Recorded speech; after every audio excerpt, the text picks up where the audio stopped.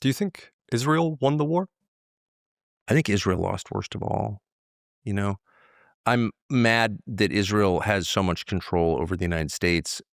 I'm enraged, but I'm not really mad at Israel. Like they're a tiny country with no resources that is just sort of doing whatever they can to impose their will on their neighbors. Okay. I mean, I'm mad about the genocide in Gaza for sure, but I'm not. I understand Israel's perspective. Like they don't have a lot, and they're trying to be a superpower. They have nuclear weapons, which they stole from us, but they have them. I'm not even mad about that. I'm mad that we allowed that material to be stolen, and I'm mad that the U.S. Congress and the president over generations have allowed Israel to have all this control. But I don't think Israel has any idea what's good for Israel. I don't think they're good at understanding their own national interest, and I think they box themselves into an incredibly dangerous situation. And I think this is their nightmare scenario. Like they wanted Iran in chaos. They just wanted a civil war in Iran where Iranians just kill each other. They're immoral, totally immoral, evil, I would say. That's evil, but that's what they wanted. And they got the opposite. They got an Iran which in just a few months became more powerful. Iran did not control shipping through the Strait of Hormuz on February 27th. Now it does, and it's going to in the future, no matter what we do. Iran is, obviously in this very tense situation with the 6 Gulf states right across the water. It blew up a bunch of them, caused real damage to many of those GCC states. And now some of those states are seeking accommodation with Iran.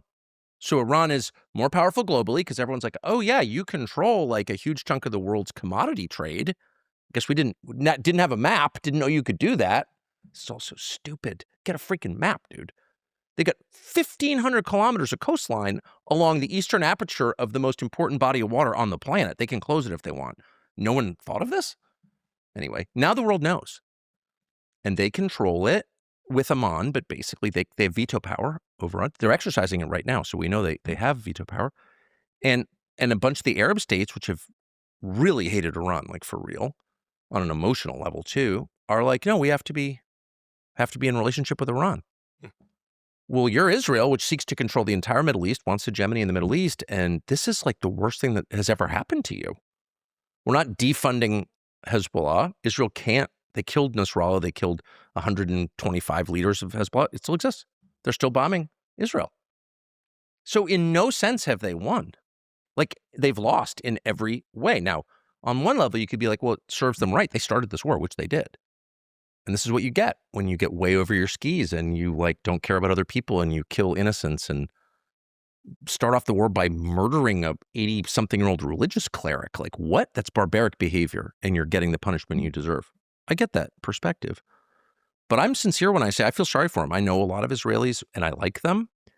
I think they were misled by their leaders. I think they just got so puffed up in their heads. Like, we're in charge now. We don't have to take it. We can only be safe if we kill everyone who dislikes us. That doesn't work. You can't kill everyone who dislikes you. And by the way, the more people you kill, the more people dislike you. It doesn't work.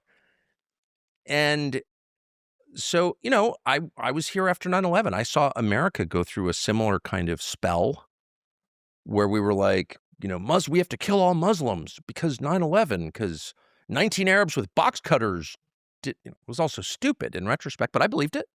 I was like all on board to kill the Muslims. And I said it on TV. I know, it's ridiculous now, but I thought that. And I was like, go, Muslim killers. That'll make us safe. So I'm more sympathetic maybe than most people to the way I think a lot of people in Israel feel, but they're about to wake up from this delusion, and it's going to be very painful for them because they are isolated in the world. They only have one ally in the world. It's us. Most Americans have no interest in being allies with Israel. Our relationship with them has really hurt the United States. Americans are figuring that out. Congress hasn't figured it out, but over time, a short period of time, it will not be acceptable for an American politician to send weapons to Israel. It's just not. I mean, when the details of the genocide in Gaza come out, they're not getting off. They're not going to escape responsibility for that. You can't commit genocide. The Nazis committed genocide. The Hutus committed genocide. They didn't get away with it.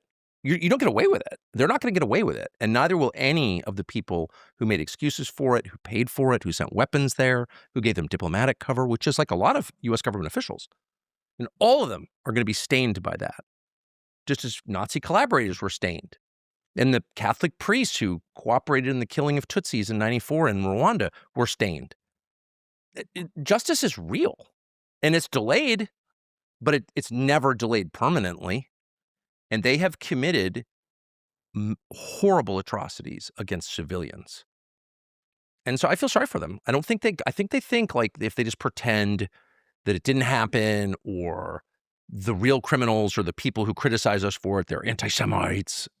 That works for like 20 minutes. It doesn't work for 20 years. And so I think they're in serious trouble. And I think they can feel it kind of, and which is why they're getting hysterical.